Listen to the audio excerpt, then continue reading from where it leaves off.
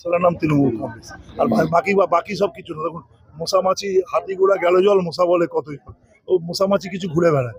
আমরা তৃণমূল কংগ্রেস একটাই পরিবার। কবির কর তৃণমূল করে, তাপস সিরাজি তৃণমূল করে, আফতাবউদ্দিন তৃণমূল করে, রবিউল তৃণমূল করে, শাহনাজারি মন্ডল তৃণমূল করে।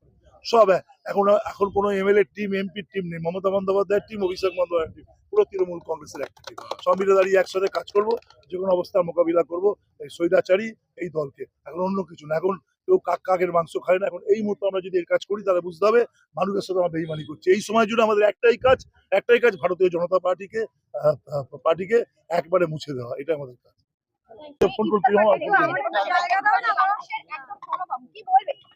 দেখুন, সকলের জন্য ইফতার। আমরা সম্প্রীতির বার্তা এখান থেকে আমরা দিতে চাইছি। আমাদের মাননীয় মুখ্যমন্ত্রী বলেছেন ধর্ম যার যার উৎসব সভা, তাই আমরা সকলকে নিয়ে, শুধু মুসলিম ধর্মের মানুষকে নিয়ে না, সকলকে নিয়ে, সকল মানুষকে নিয়ে, সকল ধর্মের মানুষকে নিয়ে আজকে ইফতারে সামিল হয়েছি। আমরা সকলে ঐক্যর বার্তা আমরা দিতে চাই এখান থেকে, এটাই।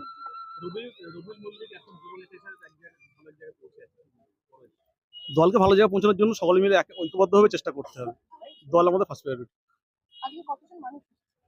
অসংখ্য মানুষ এসেছে, আমরা অগণিত মানুষ এসেছে। বাকিটা আমরা দেখতে পাবো, বলতে আপনার অগণিত মানুষ এসেছে।